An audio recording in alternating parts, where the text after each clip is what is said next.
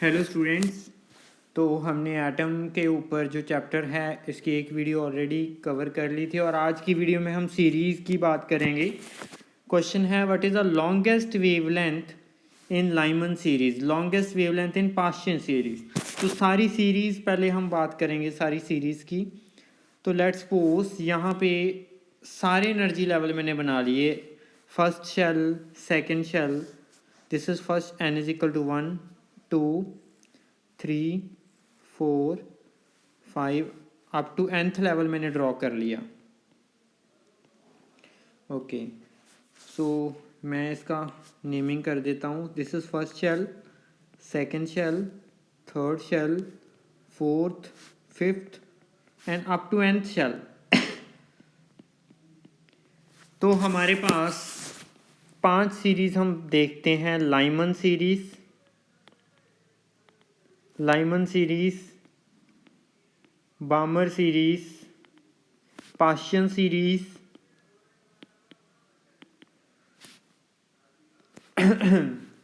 Bracket series and Pfund series. तो according to Rydberg formula जो wavelength होती है, wavelength of emitted electron during the series is 1 upon lambda, this is R Rydberg constant, 1 upon n1 square minus 1 upon n2 square. n1 and n2 क्या है? वो levels हैं जिस level से electron आ रहा है और जिस लेवल पे इलेक्ट्रॉन जा रहा है। These are those levels. So Lyman series कब होएगी? When electron jump from any orbit to first orbit. वो सेकंड से भी आ सकता है, थर्ड से भी आ सकता है और nth से कहीं से भी आ सकता है। सेकंड से फर्स्ट आ गया,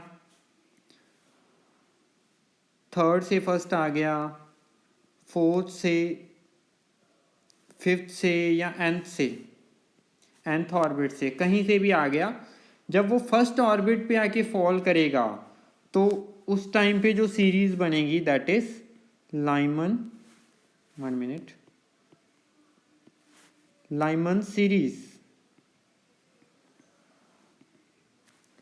कहाँ से आ रहा है? और आ तो हमेशा किसी से भी सकता है, सेकंड से, थर्ड से, पर कहाँ पे आएगा? फर्स्ट पे फॉल करेगा। और बामर सीरीज कब बनेगी पहले बता देता हूँ, फिर इसका एक number of spectral line emitted का भी फॉर्मूला है। बामर सीरीज कब है? When electron jump from any orbit to second. जब वो सेकंड पे आएगा, वो थर्ड से सेकंड भी आ सकता है, फोर्थ से भी आ सकता है, फिफ्थ से भी आ सकता है, कहीं से भी आ सकता है। सो इस टाइम पे जो सीरीज आएगी दैट इज बाल्मर सीरीज।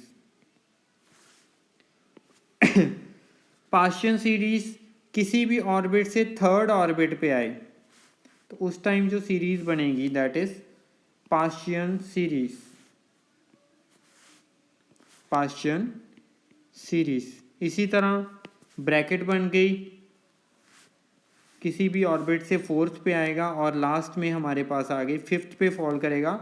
वो कहीं से भी आ सकता है, सिक्स्थ शेल से भी आ सकता है, सेवन्थ से भी आ सकता है, कहीं से भी आ सकता है। वो बन जाएगी हमारे पास पिफंड सीरीज। nth से आ गया या n is equal to 6 level यहाँ पे बना लिया, तो ये बन गई पिफंड सीरीज। वेवलेंथ अगर निकालनी हो, wavelength of radiation emitted during this series, तो यहाँ कहाँ से निकालोगे आप? रेडबर्ग फार्मूला से। रेडबर्ग फार्मूला, रेडबर्ग आर एक कांस्टेंट होता है, रेडबर्ग कांस्टेंट। और n1 एंड n2 क्या है? जिस ऑर्बिट से इलेक्ट्रॉन आ रहा है, अगर वो सेकंड से आ रहा है, थर्ड से आ रहा है, फोर्थ से आ रहा है, और जहाँ पे जा रहा है, जा कहाँ पे रहा है? अगर वो लाइमन सीरीज है तो फर्स्ट पे जा रहा है, बाल्मर सीरीज है तो सेकंड पे जा रहा है, पास्शियन सीरीज है तो थर्ड पे जा रहा है। तो these are n1 and n2। Okay, तो एक इससे इम्पॉर्टेंट जो चीज़ है वो है number of spectral line emitted. इसका क्वेश्चन बन सकता है, number of spectral line emitted, lines emitted. तो अगर इसका एक फॉर्मूला देखें, general formula n-1/2, this is a formula of number of spectral line emitted. अगर मैं बोल दूं कि इलेक्ट्रॉन जो है वो थर्ड शेल से लेके फर्स्ट शेल तक जंप कर गया, थर्ड शेल से लेके फर्स्ट शेल तक जंप कर गया, तो कितनी लाइन इमिटेड होएंगी? तो उसका फॉर्मूला लगाएं। फॉर्मूला बनेगा हमारे पास, n क्या है, जहाँ से आ रहा है 3, थर्ड से आ रहा है फर्स्ट तक, 3 - 1 डिवाइडेड बाई 2, तो ये बन गया 3 × 2 divided by 2। Number of spectral line कितनी इमिटेड होएगी? 3। दिस इज फॉर हाइड्रोजन, जब वो ग्राउंड स्टेट पे आ रहा है, फर्स्ट शेल पे आ रहा है। n है जिससे आ रहा है, अगर थर्ड से आ रहा है तो थर्ड ले लोगे आप, सेकंड से आ रहा है तो सेकंड ले लोगे, फोर्थ से आ रहा है तो फोर्थ ले लोगे। इसका मतलब क्या है, ये 3 वैल्यू आई, इसका मतलब है कि ये मैंने लिख लिया first level, second level, third level. Third level से वो कैसे आ सकता है? या तो वो डायरेक्टली फर्स्ट पे आ जाए, एक लाइन इमिट होगी, या वो पहले सेकंड पे आए और वो फिर सेकंड से फर्स्ट पे आए, तो 3 लाइन हो गई। अगर वो सेकंड से आ रहा है फर्स्ट पे, तो उस टाइम पे क्या है, एक ही ऑप्शन है, सेकंड से डायरेक्ट फर्स्ट पे आएगा। फॉर्मूला में पुट करें 2 - 1/2, तो 2/2 दैट इज 1। तो इस टाइम पे कितनी लाइन इमिट हो रही है? 1। So this is for hydrogen, जब वो फर्स्ट एनर्जी लेवल पे फॉल करेगा किसी भी लेवल से, तो इस टाइम अगर आपको पूछा जाए कि number of spectral lines emitted क्या होंगी, तो आप इस फॉर्मूला से निकाल सकते हो। नेक्स्ट, रदरफोर्ड से रिलेटेड क्वेश्चन आ गया। रदरफोर्ड का एक्सपेरिमेंट हुआ था, वो कह रहे हैं कि how Rutherford experiment on scattering alpha particle establish that positive charge in an atom is concentrated in very small region. कहते जो रदरफोर्ड ने बताया था कि पॉजिटिव चार्ज है एटम के, जिसको उसने न्यूक्लियस का नाम दिया था, कहते उसको कैसे पता चला कि वो बहुत ही थोड़े से रीजन में है। उसने कंक्लूजन दिया था कि पॉजिटिव चार्ज, जिसको न्यूक्लियस का नाम दिया था, that is in very small region, most of the space inside atom is empty. ये बना लिए थे उसने shell. Most of the space क्या थी? एम्प्टी थी।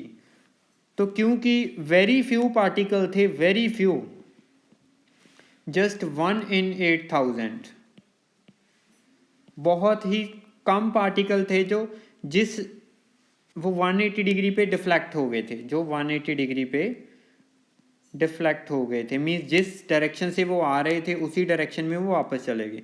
बाकी तो किसी एंगल पे चले गए, या बहुत सारे तो डायरेक्टली अल्फा पार्टिकल क्या थे, एटम से डायरेक्टली स्ट्रेट लाइन ही पास कर गए। It means most of the space empty थी, बहुत सारे जो हैं थोड़े से क्या हैं वो डिफ्लेक्ट कर गए। पॉजिटिव अल्फा के ऊपर भी पॉजिटिव चार्ज है, न्यूक्लियस के ऊपर भी पॉजिटिव है, वो स्मॉल एंगल पे डिफ्लेक्ट कर गए। बट बहुत कम पार्टिकल, जस्ट 1 in 8,000 जो पार्टिकल हैं वो 180 डिग्री पे आए।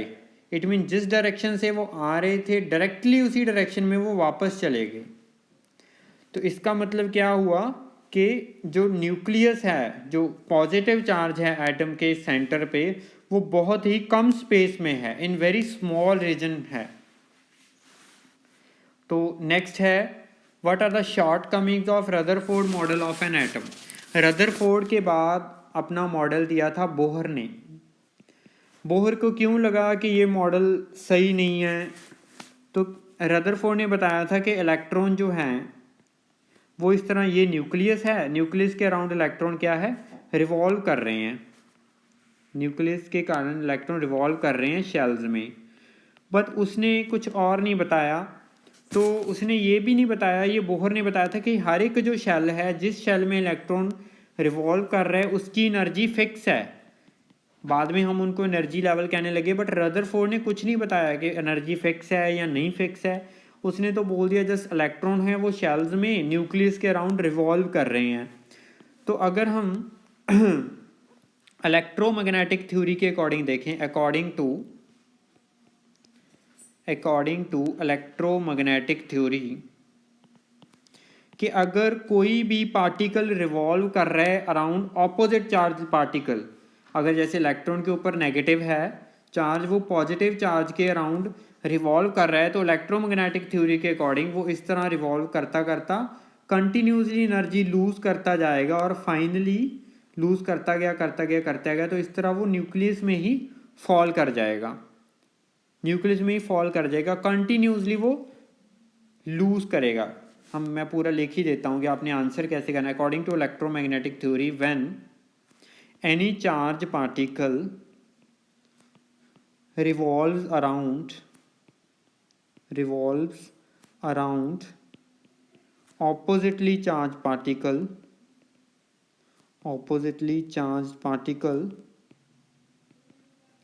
it continuously lose energy and finally ये स्टॉप कर देगा। तो यहाँ पे finally it falls in nucleus. इस केस में आप थोड़ा और भी एलैबोरेट कर सकते हो। तो ये तो फिर पॉसिबल ही नहीं है, इलेक्ट्रॉन तो रेस्ट पे आ गया तो आपने सारा कुछ, इलेक्ट्रॉन की पोजीशन भी देख ली, सारा कुछ देख लिया आपने। इलेक्ट्रॉन तो मूव ही करेगा ना रेस्ट पे कैसे आएगा। तो इस तरह बोहर ने बोल दिया कि ये वाली चीज़ जो है वो रदरफोर्ड पे फिट नहीं बैठ रही, क्योंकि उसने एनर्जी लेवल का कुछ बात ही नहीं किया कि एनर्जी फिक्स है या क्या है। तो बाद में बोहर ने बोल दिया था कि एनर्जी हर एक लेवल की फिक्स है, वो जिस लेवल में रिवॉल्व कर रहे हैं वो उसी लेवल में है। अगर उसने किसी ऊपर वाले लेवल में या नीचे वाले लेवल में आना है तो उसको एनर्जी गेन या लूज करनी पड़ेगी। तो this is a drawback, short coming of Rutherford's model. एक तो ये इंपॉर्टेंट शॉर्ट कमिंग है। बाद में ये स्पेक्ट्रल सीरीज जो है हाइड्रोजन स्पेक्ट्रा,